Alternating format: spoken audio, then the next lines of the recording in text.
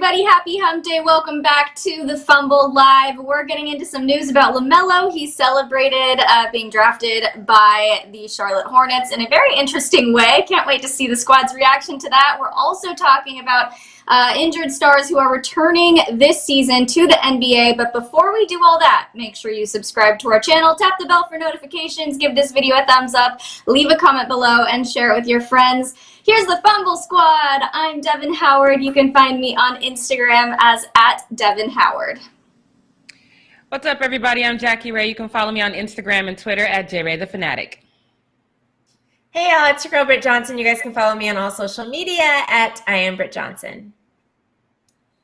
Okay, let's get into this LaMelo news, you guys, because there was a lot of mixed reactions online to what he did. So LaMelo wanted to do something exciting to commemorate this monumental moment in his life. He, was drafted into the NBA. He's going to be playing for the Charlotte Hornets. There's a lot of exciting things going on in his life. All three Ball brothers are now professional basketball players in the NBA.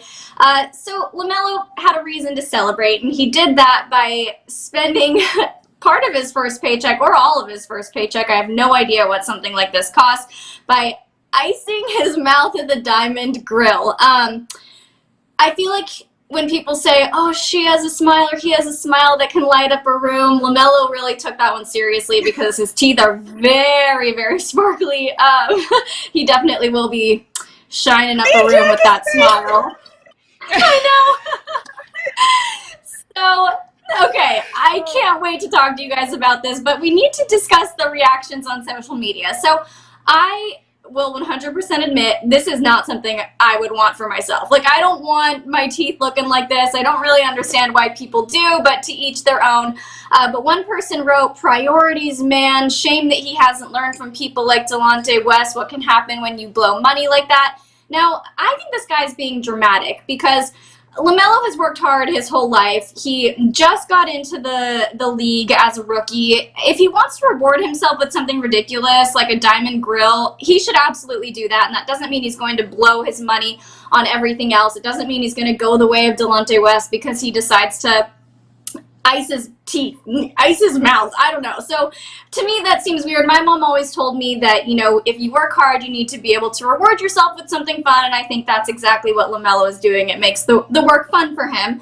Another person tweeted, stupid is as stupid does, which is just mean to me. LaMelo is set to make $35.5 million over the next 4 seasons. He's going to be pocketing $7.8 million in this season alone. So this is not a big deal. You might not like the way it looks, but he's entitled to spend his money like that. And I wouldn't even go so far as to say it was irresponsible. He's giving himself a gift for making it into the NBA. So that's how I feel about it. I know that you guys had the same reaction that I did when you saw it, but like, ugh, what is that? But I want to know, Jackie, do you feel like this was a dumb or irresponsible move?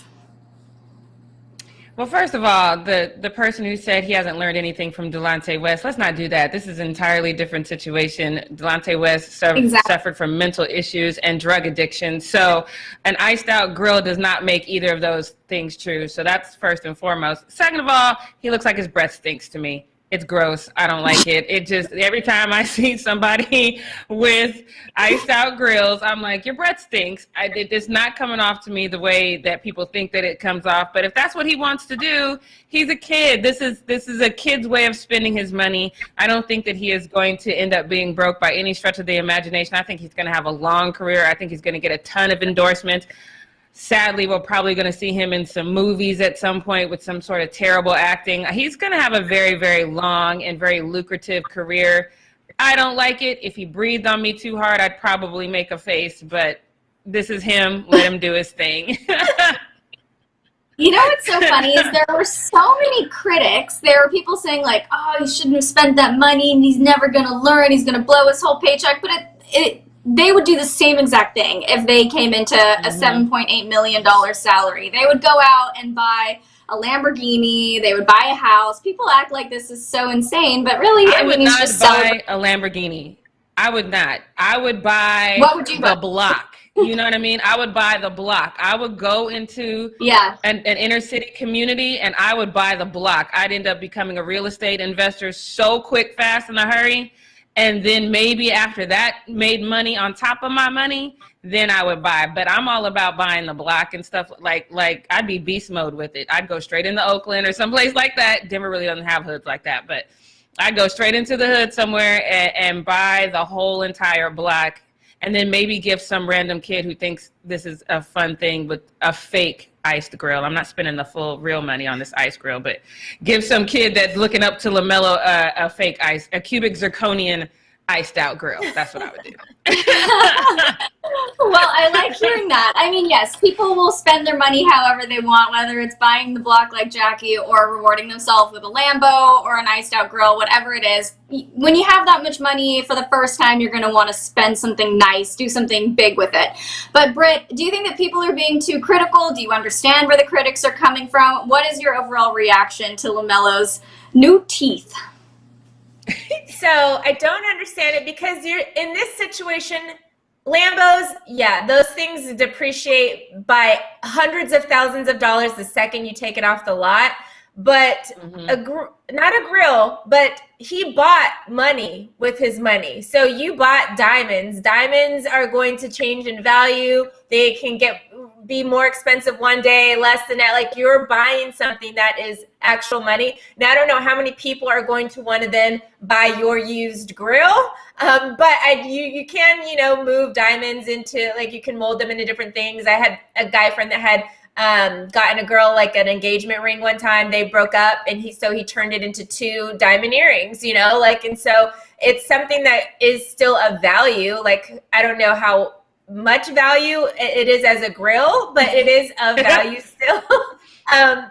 So it's not something stupid, honestly, to buy. It's just ugly. And it's just like when we see people like T.I. and Gucci spending money to get their teeth just white and nice, to get some nice veneers, then this means we're done with the grill phase. Like, we should not be having the grills anymore. I remember T.I. said he spent $40,000 to get his teeth looking white and crisp and fresh. And that's the thing that they realize girls like that. Yes. Gucci did the same thing. Yes, Gucci occasionally wears like a grill, but hardly ever anymore. He likes his white, shiny, smiley teeth. And that's the thing. Like, why would you not just pay money to have just this beautiful white, crystal clear, great smile instead of like getting a grill that, like Jackie said, it does make you look like your breath stinks. Like, and then a lot of times when you have them in and then you're trying to talk and like whatever, they can like come up like the dentures or something. They're just so gross. And then you take them out and then they smell and you got to make sure you clean them right. They're just nasty. Like, I hate even wearing, like, I wear a night guard at nighttime. And I'm just like, just even having that in my mouth is just always just like, ugh. And then in the morning I have to like make sure I do my spray thing. And then in my infrared little light thing that it goes in to make sure that they just stay nice and don't start smelling and stuff. But like, grills are just, ugh. So it's to that part of it. But as far as like the investment or spending your money however you want, like, we also are not remembering, he also signed that reportedly $100 million contract with Puma, so he has money coming in. Like, my guy got money coming in, so he's good with the money. You buy whatever you want to buy. But, I mean, it's better than spending all his money at the strip club. So get it, Melo. Do your thing, my guy. Yeah. Do your thing. Just watch out for gingivitis. Just gingivitis looks like it's lingering somewhere in that grill. That's all I'm saying. Make sure you floss and mouthwash. I gave everybody in the Fumble chat a whole dental routine, I think, a couple weeks ago. So hopefully everybody saved that. Maybe LaMelo will catch wind of that and know exactly what to do to keep his teeth and mouth minty fresh. What I kind of want to talk to you guys about here is LaMelo, even though he's kind of a man in his own right and he's doing things his own way, he still has the reputation of the Ball family that's constantly following him, whether it's because of what LeVar says or Lonzo not living up to the hype. He's kind of built into this negative reputation. Do you think that the backlash that he's getting is worse than if another rookie were to go and spend this money on a diamond grill? Jackie, why don't we start with you? I think whoever spends the money on the Diamond Grill is going to get, because it's just a gaudy thing to buy it's just gaudy as hell. It just doesn't look good. I'm still going to say your breath stinks. I mean, if LeBron did this, I'd be mad, but I'd have to say he looks like his breath stinks too, because it's just it's a weird thing to buy, it's just not something, like Britt said, you get commercials all up and down my Instagram talking about Invisalign. You can have this great smile. You don't see nothing about no grills. So it's just not, anybody would get it with this. So, I mean, right, we're just past it. I think LaMelo is a little different. Like, yes, of course, he's always going to get that stigmatism of, being a part of the Ball family. But I think Lonzo caught most of that because he was the one where LeVar talked the most. So none of this that LaMelo is getting has anything to do with his last name being Ball. It's with your teeth that you just felt like you wanted to pull your whole bottom lip down to show the world. It's nasty. Yeah. It's like, did he miss his braces that much? Like, he had braces for years, and we covered him with his little braces on. And I was like, oh, yay, Melo got his braces off. He has his nice white smile. And now he's like, I miss my braces, so I'm going to get something that's close to my braces, but with sparkles on them. Like, he might. What are you doing? When my best friend took hers out, she said it took her a minute to figure out how to talk. Because she had her braces on for something like 10 years. When she took them off, she was like, it's hard for me to talk because I don't feel like she literally got used to compensating for her braces, and then when they weren't there, she's like, it feels weird to me. Yeah, she didn't know what to do. Oh, so maybe that's it. That is so funny. Maybe that is it. He misses his braces. I don't know. I never want to get braces again, so I could not relate to that. But either way, LaMelo's got diamonds for teeth now. He's super proud of them. He looks like he came right out of a 2010 rap video. Good for him. More power to him. Let's get into this next news update, you guys. So there are 6 stars returning to the NBA this season after experiencing injuries, and they all have something to prove. We've got Steph Curry, who now without Klay Thompson with him at the helm of the Warriors, he definitely has a lot to prove. We have KD, heading over, playing for the first time with the Brooklyn Nets, and Kyrie, DeMarcus Cousins. So he actually had a torn Achilles tendon, a torn quad, and a torn ACL, and just one of these kinds of surgeries would be career-altering. He's had 3, so we'll have to see what happens with him. We've got Blake Griffin, Victor Oladipo, John Wall, of course. So who do you guys think has the most to prove? Who has the toughest road back? Britt, can you start?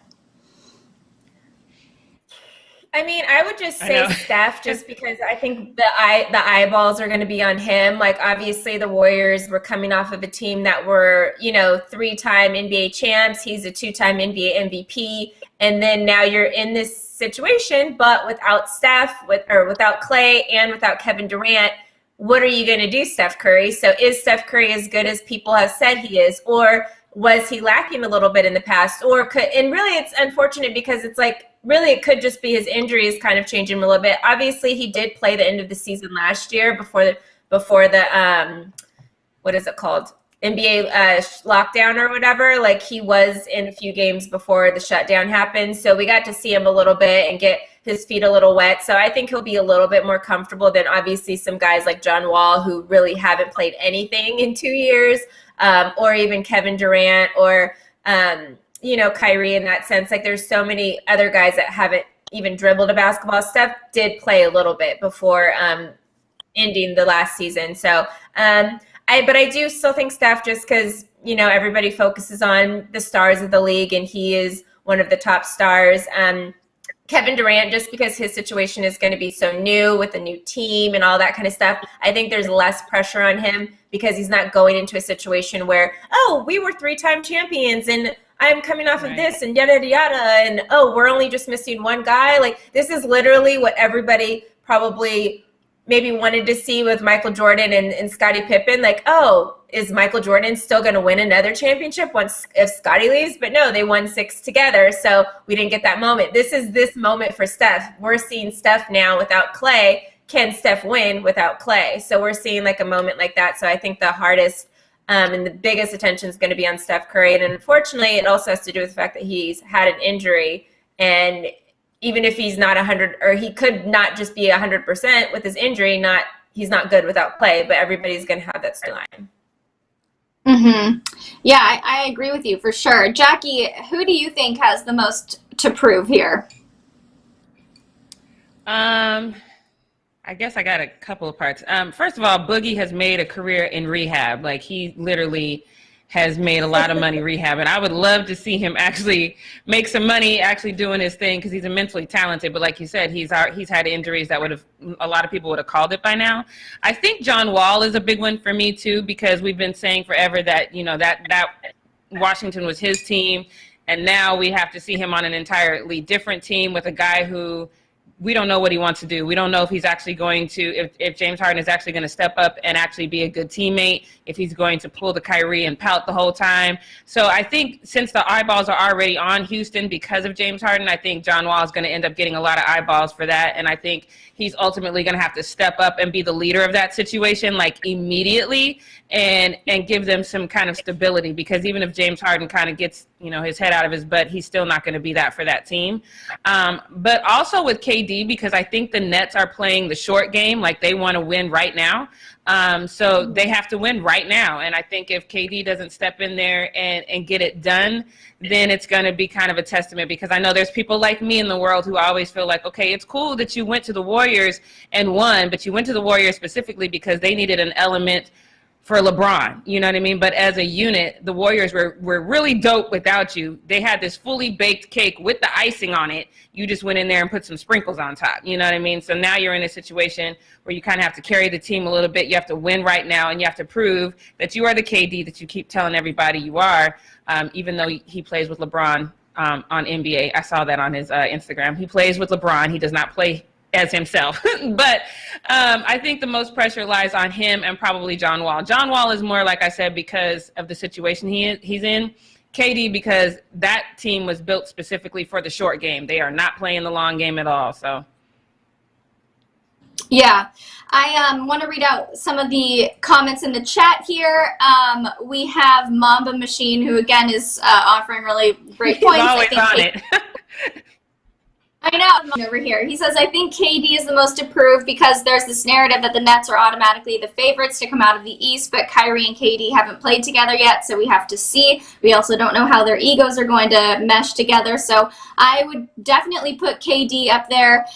Kevin Pryor says, I'm excited to see what Boogie and Wall will do in H-Town. And then there was another one.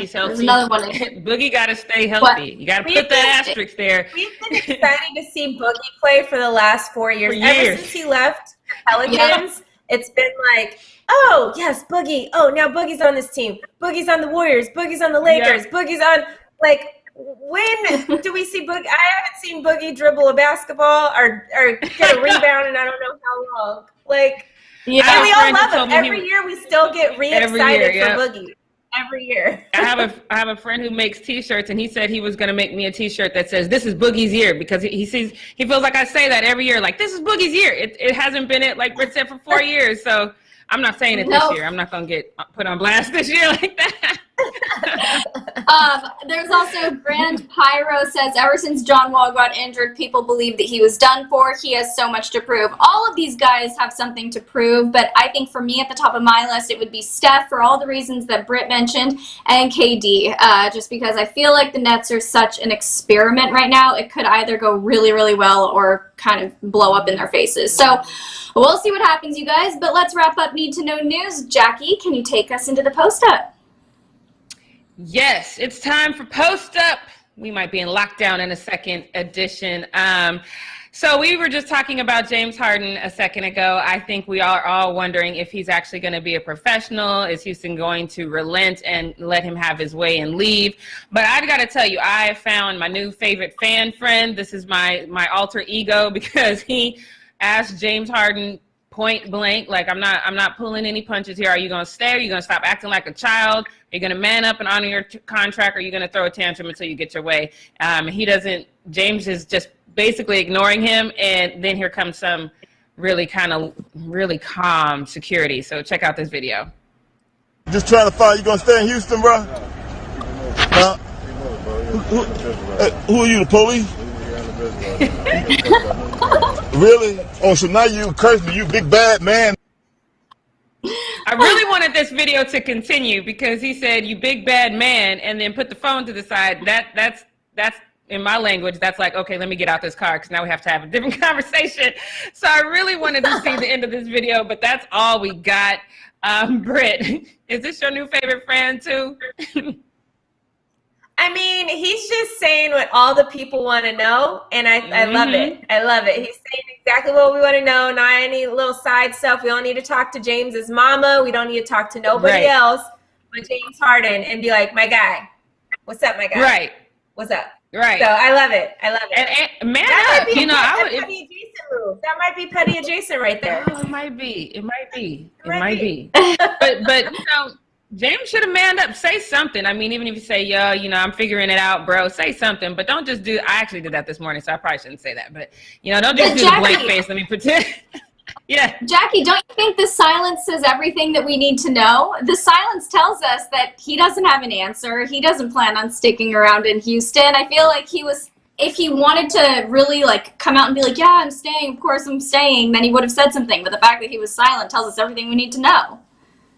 Yeah, but at least be a Kyrie and like he did with Boston and say, "This is where I want to be," just to appease the fans. You know what I mean? This is a fan. This isn't a reporter. This is literally somebody who's, you know, just a normal everyday schmo. Got to give him something. At least act like you like the fans. Or maybe I'm just reaching. I don't know. All right. You guys know I love every single thing about LeBron James. There's nothing that man can do wrong by me. But I also love his sense of humor because we know you guys all too well. If you watch Weekend Zone, Britt and I talk about this all the time because most of you guys are title readers. You don't read the entire thing. And so Clutch Sports posted this little, the top of their tweet, which says, some guy named Michael Jordan pulled up on me on set today. Ever heard of him? LOL. I saw a couple of tweets underneath it. The funny thing about it is it's right underneath the next picture. It's talking about fine as hell Michael Jordan, not basketball player Michael Jordan. But some people went right under this tweet and started commenting about Michael Jordan and Space Jam and all that. And the picture's right here. It's Michael B. Jordan. It's not Michael Jordan. I don't understand what's wrong with people. You guys are title readers. I'm glad to see Michael B. Jordan, you know, next to LeBron James. I love his sense of humor because I think LeBron knows you guys are title readers because he set y'all up. Okay, look, so yesterday I told you I was happy that Carmelo Anthony went back to my favorite look, which was the braids. Lou Williams is having his own hair contemplations. He's not sure what he wants to do. He posted this on his IG. He said, "I don't know if it's going to be a long hair, hoodies, or short hair all year." So, you know, I like this picture. I think it's cute. He's clearly contemplating.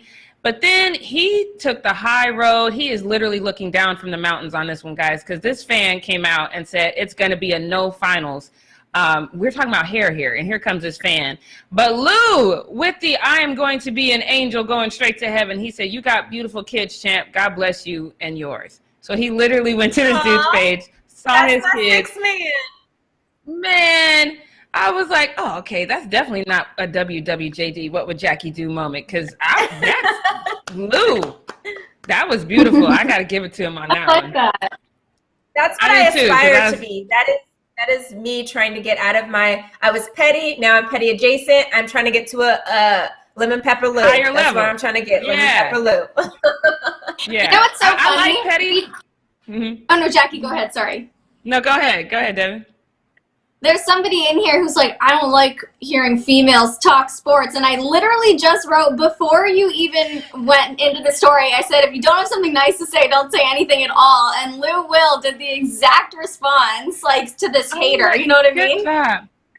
First of all, if you don't like to hear women talk sports, why did you take the time to type that? Why didn't you just go to the next video, Einstein? Just saying. Right, like, anywho. And what's funny is he's still in here. He's still in here chatting away. Still in here, hating.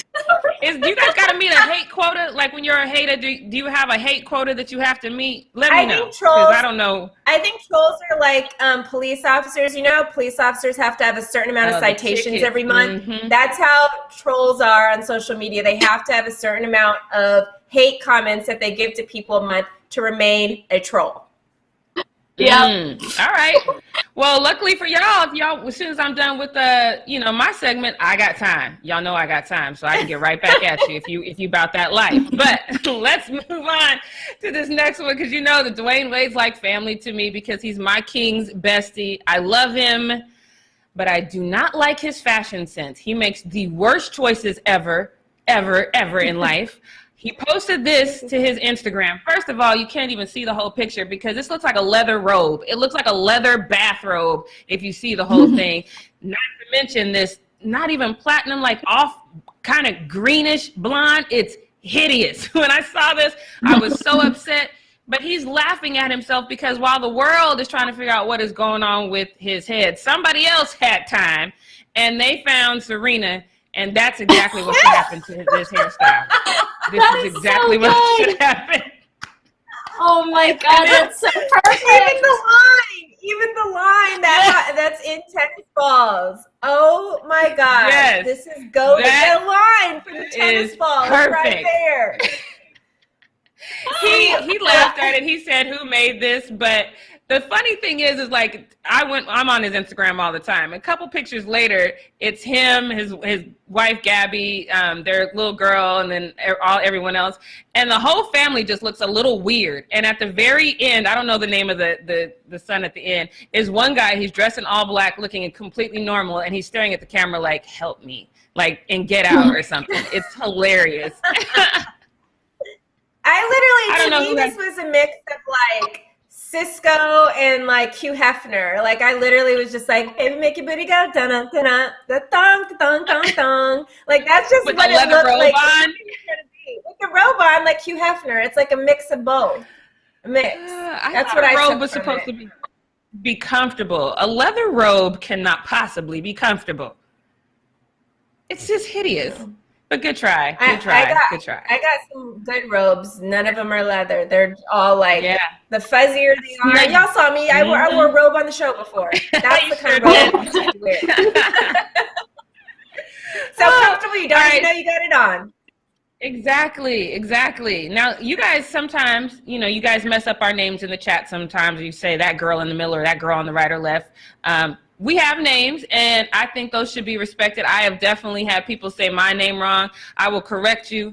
If you say it wrong again, I will blank stare you. I am the queen of the blank stares. Will not answer your question if you get my name wrong. So I understand that people think Devin Booker is being a little bit extra on this, but I actually like it because he issued a statement so you guys all know what time it is. He said, "It's book, D-book, y'all.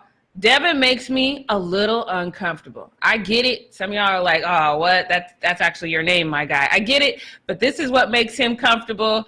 I actually respect that. But the comments are truly hilarious. A lot of people are just like, "Come on, my guy." So we got a couple of tweets. One says, "What about daddy?"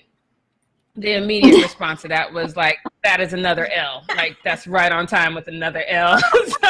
And then if daddy wasn't bad enough, it does get a little bit worse. I think this should actually be in reverse because the one on the bottom says, "What about Big D?" And the one on top says, "Seriously." So let's just honor this man's wishes and call him D-Book. I like D-Book personally, but I respect it. I'm grateful for it because people can finally stop getting us mixed up all the time. Like it happens so often. So. Right? I hate it. Look, so he's out here. Yes. You don't like it, Britt? No. Is why? I'm gonna call him Clay. I'm gonna call him Clay. What movie is that from, y'all? What movie is that from, y'all? That is from Aha, Coming to America. Yes.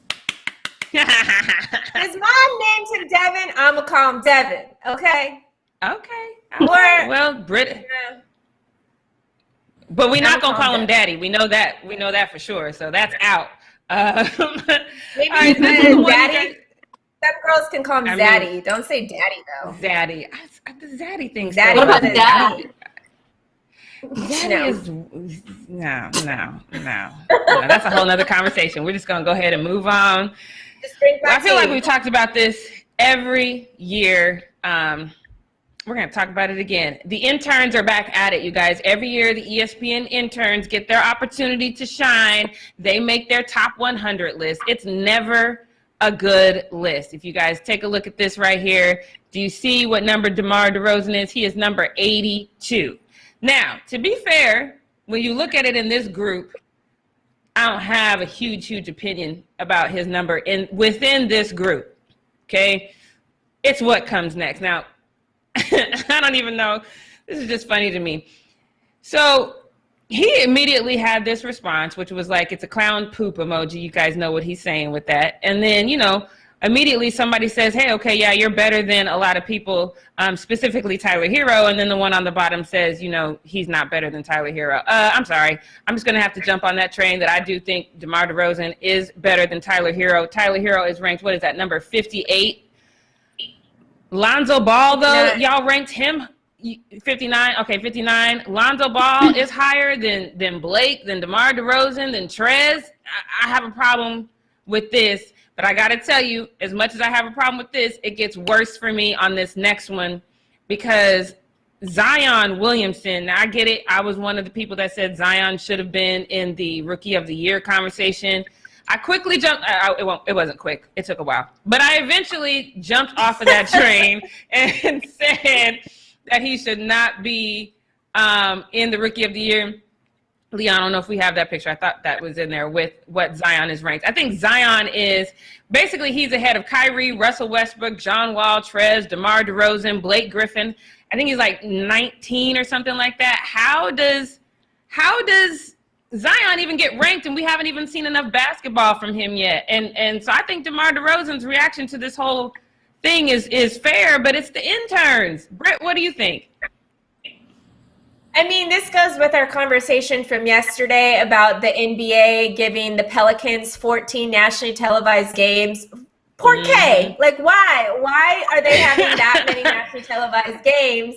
And they are not even they didn't even make it to the playoffs, like it's kind of crazy and the NBA literally gave them an extra opportunity to make it to the playoffs. The whole play-in game was so then the Pelicans could possibly make it to the playoffs. Like the 8 extra games that they had going into the thing was to get the Pelicans to get that 8th seed in the Western Conference. Right. So like all of the setup that they do to try to like, oh, Zion, yes, here you go, my kid.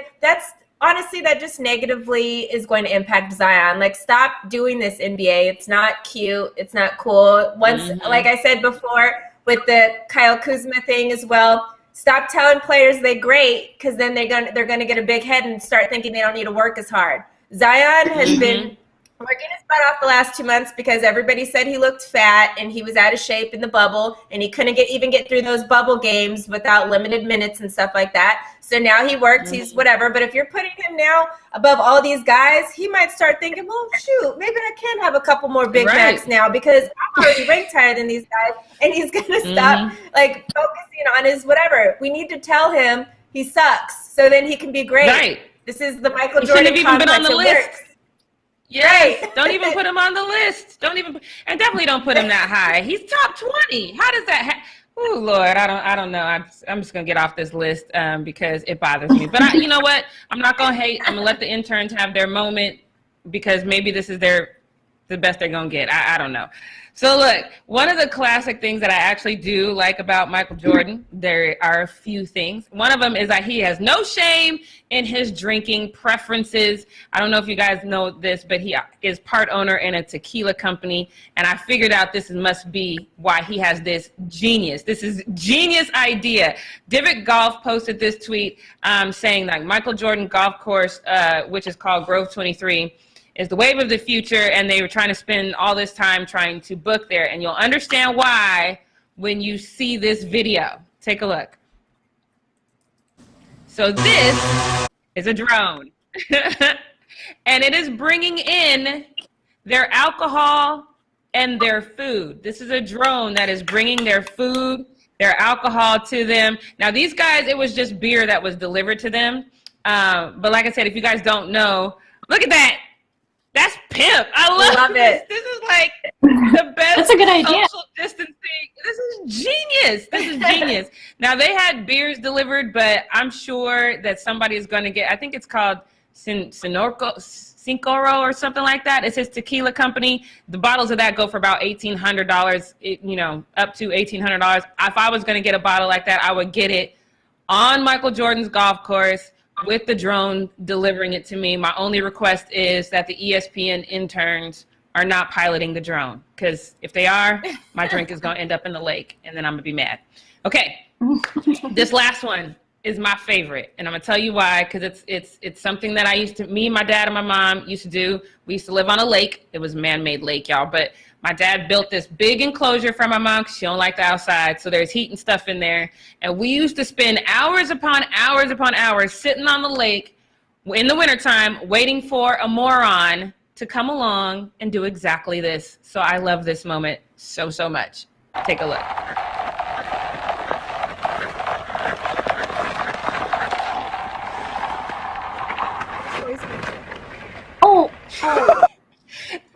That house in the back is where me, my mom, and my dad used to sit and wait. And this would happen every single year, not once, but usually 2 to 3 times a year. As soon as somebody would fall in, they would be like, oh, it's just not frozen hard enough. They'd wait for it to refreeze, and then here comes some more kids out once again. So me and my mom and my dad used to be sitting on the terrace with hot chocolate waiting for this to happen.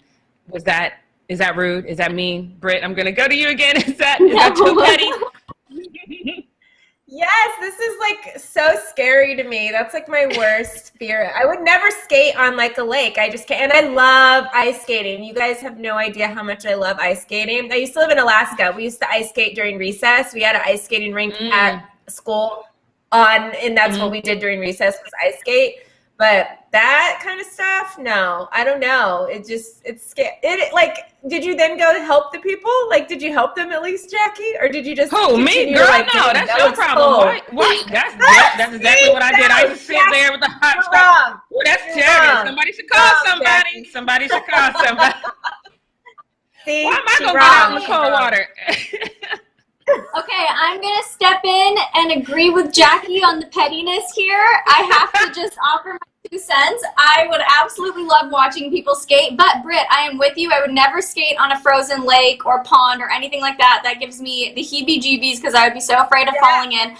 I do like ice skating as well. I grew up ice skating, but only on a man-made rink. But if somebody's going to go out there and they're going to be, dumb enough to try their luck skating on a frozen lake, if they fall in, they better be prepared to handle it. I'm going to watch. Maybe I'll call someone to give them a little help. One of my favorite memories of my dad is a moment like this. So we saw a kid fall in. Usually it was like this. Usually, because, it's a little thinner on the side. So usually when they would fall in, it would be on the side. There was a couple of times that somebody fell in right in the middle. One time in particular, kid falls in the middle, and my dad goes, ooh, that's all he really said. And then here comes the kid's friends to kind of try to help him out. My dad leaves, goes up to the lake, and he goes, I don't know if I would do that because your boy just fell in. You should probably call a professional. They fall in, and then he turns around and yells to me and my mom, y'all should call a professional. Did not raise his voice, not 1 decibel. He was monotone the whole time. All these scary movies when you see like them fall into the lake and like almost die and like drown and get frozen under. Like, oh my gosh. I mean, maybe movies are just like extra dramatic, but still, it freaks me out. I just can't. I can't. It freaks me out too. Maybe they should watch more movies and know not to be on a lake because then they might fall in. Steph Curry did do a movie. It was a Christian movie. What was that movie called? He just did it last year. I cried my eyes out, but it was a true story about like a little boy that went out on the lake and he ended up falling in and he basically like died, but this guy, and they couldn't find him. He was under the water for like 2 minutes and then some guy came to save him and he's like, God told him where he was, but the guy didn't technically believe in God. But Steph Curry produced the movie, so I can talk about it on this show because it's a sports kind of thing because Steph produced it. Right. But y'all in the chat, tell me what the name of that movie was. Figure it out. Wait, so let me go back because I see American Warrior. Did you say you lived in Alaska, Britt? Is that what you said? I did live in Alaska. For how long? Like a year and a half when I was like in 3rd grade. Wow. Yeah. Wow, that's so cool. Yeah, interesting. Yeah. All right, heard so it's that's all beautiful. I They got. actually get paid, they It is pay beautiful women there. to move to Alaska. So if all three of us, if we ever get broke, we can go to Alaska because they pay women stipends to live in Alaska because the ratio of like women to men is like 1 to 100 because there's just people that live out there to fish, like that work out there. So they pay women to move to Alaska to like help with the population out there. Yeah, not True doing that. story. Not doing that. Thank you, Xavier. Not doing that. The name of the movie is Breakthrough. Yes. Oh, okay. Oh, good yeah. movie. Oh, yeah. Good job. All right. Definitely not going to move somewhere where they're paying women to come because that's when your friend tells you, oh, he's got a nice personality. You get paid to go there, and it's not even called prostitution. Look at that. Look at God. Right? Or you could just create an OnlyFans and you could still live in LA. Get paid either way. There we go. All right, so that's all I got for the post up. Now let's move on to what we not gonna do. I probably need you guys to bust out a notepad because we got to take some notes on this one because this is my definition of redamn-diculous. This is going to be a special edition of redamn-diculous because as of Tuesday morning, Baltimore Ravens had 10 straight days of consecutive positive tests. The coronavirus is spreading through our nation, and it's spreading through their organization, and it's infecting players, coaches, and staff. There are at least 30 members of the Ravens who have either tested positive or were identified as high risk because they've come into close contact with somebody else who's tested positive. So I felt it was important for us to break down this timeline, all right? So look, Thursday, November 19th, a strength and conditioning coach for the Ravens tested positive. He didn't report symptoms, and he didn't always wear a mask in the facilities when he was around players. 3 days later, on Sunday, November 22nd, two running backs tested positive. That was Dobson and Ingram tested positive just hours after the Ravens beat the Titans. We all know that the Titans is having problems staying healthy and not testing positive. Then you fast forward to November 23rd, the Ravens team closes their facility in the morning, but the NFL authorized them to reopen in the afternoon, even though there was clearly a problem. They were clearly having an outbreak, but okay, that's all right. We're going to let you open the facility. On Tuesday, November 24th, they finally shut the facility down, but they did it at noon. By that time, the Ravens had already conducted meetings, and they'd had film workouts, and they were just in there, basically. Then 3 more players tested positive, plus their third-string quarterback, who was on the COVID list the week before, he was out there taking snaps and he tested positive. So that would be 4 players who tested positive on November 24th. And then Wednesday, November 25th, the NFL, in my opinion, punished the Steelers for the Ravens outbreak by rescheduling the game. And then the Ravens issued this BS statement. And I feel like this is a BS statement because it's not enough. You guys are in the middle of an outbreak. And basically they said, we have disciplined a staff member for conduct surrounding the recent COVID-19 cases that have affected players and staff at the Ravens. As in one person you've disciplined. No, you guys are having a clear issue. Then on November 26th, Lamar Jackson tests positive. And the Ravens think it's because he's taken snaps from their center who tested positive earlier in the week. Can't make this up, guys. This is a horror movie in the making. And then also Dobson and Ingram, who tested positive, were also taking snaps with Lamar Jackson, who, by the way, says he still can't taste or smell anything, even though he's no longer COVID-19 positive. So then on November 27th, that was the Week 12 game between the Ravens and the Steelers. That was moved from Sunday to Tuesday because Will Holden, a practice squad player who suited up for the Ravens, had tested positive. So now we got it in their regular squad, the practice squad, coaching staff, equipment people. It's ridiculous. Then on the 28th, 2 Pro Bowl players, Andrews and Judden, tested positive. Andrews is one of the current NFL players who has type 1 diabetes. So they have these people on their team with these pre-existing conditions, but, one guy was disciplined. And so by that point, it was 18 players on the list in 6 days. And then on the 29th, Willie Snead tested positive. And then on December 1st, rookie safety Geno Stone tested positive. On December 2nd, it was the first time since the Ravens outbreak that there were no positive tests.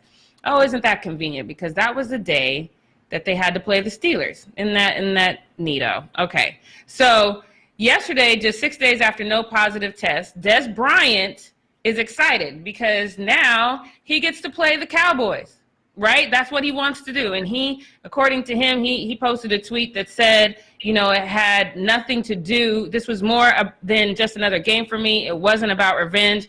I didn't need a catch. I wanted to make a point. So he gets pissed off, rightfully so, about this because it is a little weird. Because he had an inconclusive test earlier in the day. But they let him go out. He's on the field. He's doing warm-ups. He's with all the team players. Then the test comes back positive. They snatch him off the field, and then they make him go home. And then the light bulb, I feel like, just went off for him a little bit because he was like, this is kind of weird because this doesn't make sense. And then he does another tweet where he says, you know, basically the crazy thing is I've had the same damn routine. This makes no sense to me, which, again, if Des Bryant is saying what he's saying is true, if he has the same routine, if he's just doing what he's doing, he's been in contact with all these people, why are you letting the Ravens go out there and play the Dallas Cowboys? Because now we don't know if Des Bryant is positive. We don't know who on the Ravens, who are in the middle of an outbreak anyway, who on the Ravens is infected. And now you're subjecting the Cowboys to be infected by the Ravens. It's asinine. I've said it before. I'm going to say it again. The Ravens should have been forced to take a forfeit because y'all doing too much. This is too many people testing positive. Des Bryant is upset. I get it because that's his squad. That's the people he wants to go up against. And he finally comes back with this and says, yeah, I'm going to go ahead and call it quit for the rest of the season. I can't deal with this. Obviously, I think that is him being in his feelings at that moment. The Ravens did win. And then several of the players said that they had to go out and win it for Des Bryant. So I'm sure they'll rally around him and they will make him feel better about that. But what we're not going to do is pretend like this game should have happened at all. It shouldn't have happened at all.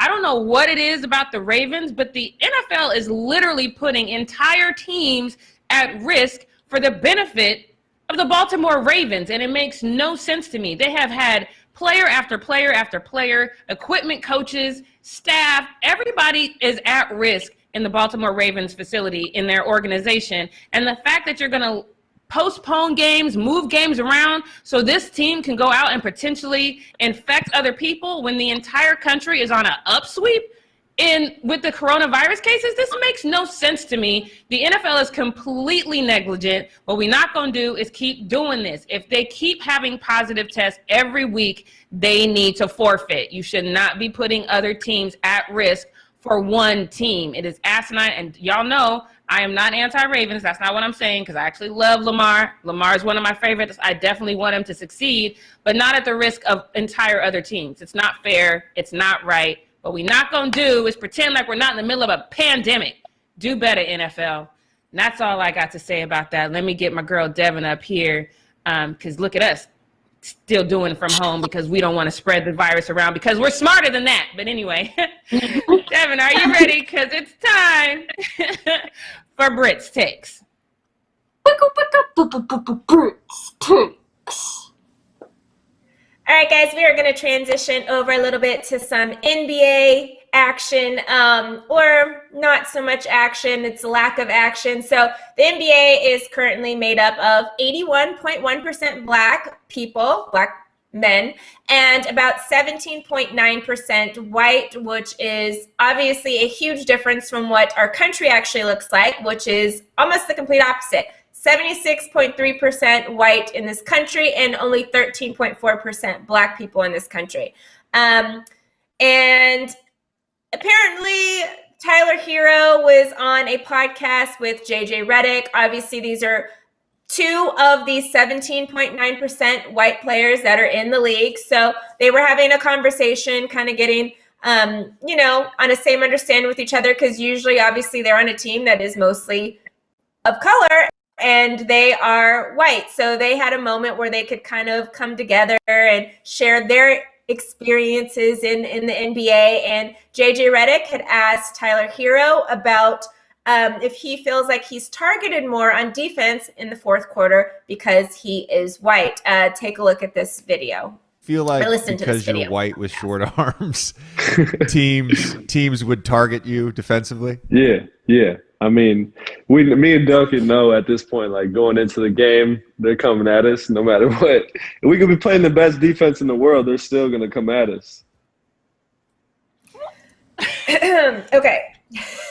So first of all, y'all ain't playing the best defenses in the world. Let's just be very clear there. It is not necessarily, you guys being white is maybe you guys just aren't that great at defense. And this is honestly what Twitter had to say about it. I couldn't find any tweets that said really the opposing, but a lot of them said this. One said, no, it's because you're weak at defense. Simple. Another one added to that and said, maybe because you guys were soft defense. They do it to Steph Curry all the time, and he's black.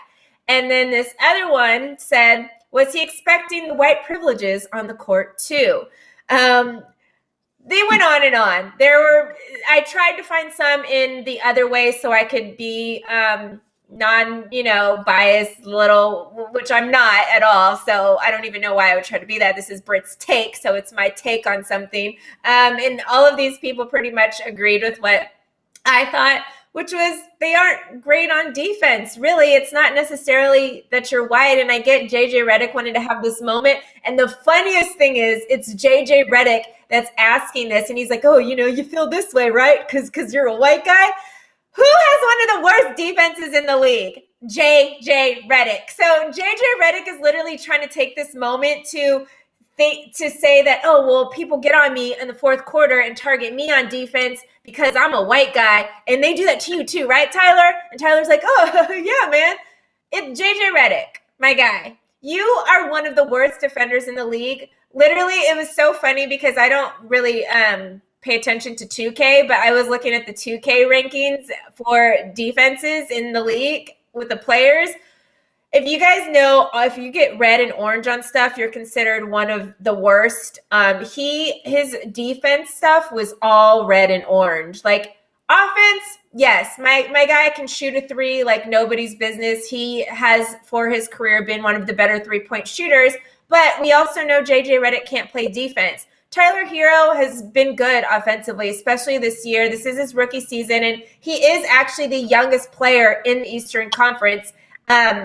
Obviously, from this last year, now we have our new draft class, so there's younger players. But this last season, he was the youngest player in the Eastern Conference, and he averaged 6 most points in the Eastern Conference, which was 19.2 per game. He shot 52.3% from the field, 34.9% from deep, and added 6.3 rebounds and 4.8 assists per game, which ranked second and third most with the Heat team. His defense was middle of the pack, I would say. He wasn't good at defense, but he wasn't bad at defense either. But if you're looking at other guys on the team, like Jimmy and like Bam and stuff like that, obviously they're going to target you more on the defensive end and try to make you guard their better players because you're not as good as those guys, especially defensively. Like, it has nothing to do with you being white as it has to do with you're just not a great defensive player. So I thought it was so funny that JJ Redick tried to use this moment to connect with his white brothers in the league, and say something about being targeted in the fourth quarter when it has to do with defense when you ain't a good defender, JJ. Come on, my guy. And I even think that Tyler Herro was trying to give JJ the benefit of the doubt by laughing. I don't think Tyler Herro really necessarily feels and believes this as much as he was just like, okay, I get what you're trying to say here, JJ. You're trying to have a moment with me. So we're like, oh yeah, we know they're always trying to do that, even if we are the best defenders. Tyler, you ain't one of the best defenders, not even in the league, not even on your team. So don't even try it.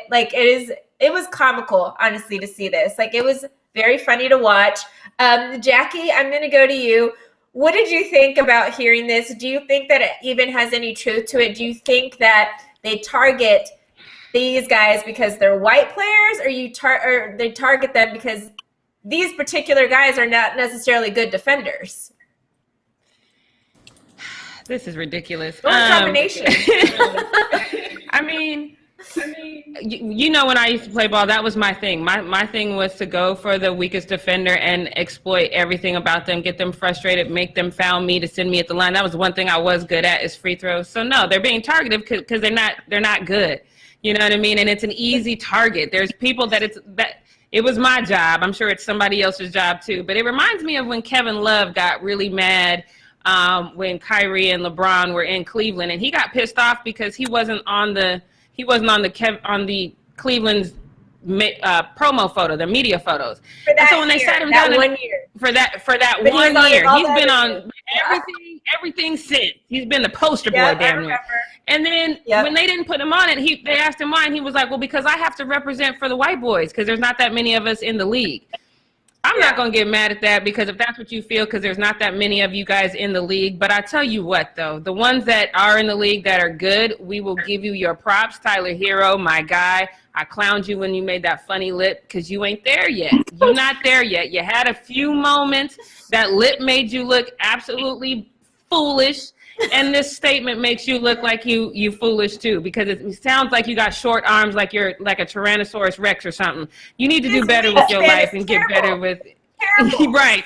These tiny arms, like you out here playing, Jurassic Park or something. Get your defense up before you start trying to say something about your race. Because if you was white with long arms and had some D game, right? Kawhi. I'm guarding Kawhi. I got Kawhi. Oh, it got past me. Like, should have drank some milk as a child, my guy. Tyler's gonna hate us. Devin, what do you think about Tyler Herro and JJ Redick kind of saying this? Do you think that they had a point, or do you think? Because I kind of feel, where's Devin? Devin, see the last name. That's all we see. Dang, you guys went to the white girl show. Come on, give the white girl her moment to speak. Don't take her off the. Oh God! Oh my God! Because I kind of feel like when we do see these white boys in the league, we give them more props than I feel like an average. Like I feel like Tyler Herro gets props all the time. Alex Caruso gets props all the time. I feel like we do kind of praise the white guy more for when they do great things. So what did you think about this situation? Do you think that they were trying to like make a point when a point wasn't really to be made? Or do you think they really feel this way, like in this situation, like, oh, we're the minority in the league, so we never get love thrown to us?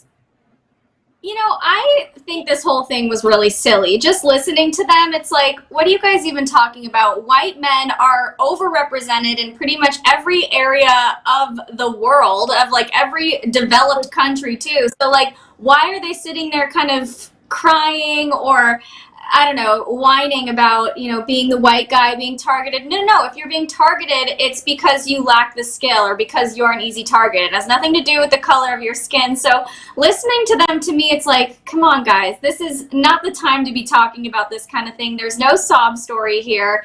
Just do better. Right. Yeah.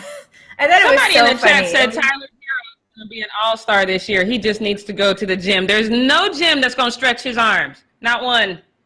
I mean, to be fair, in the All-Star game, they never play defense anyway, so he might do okay in an All-Star game, but I don't think this is his year to be an All-Star. I think he will eventually be an All-Star. I don't think it's now. I don't think it's yet.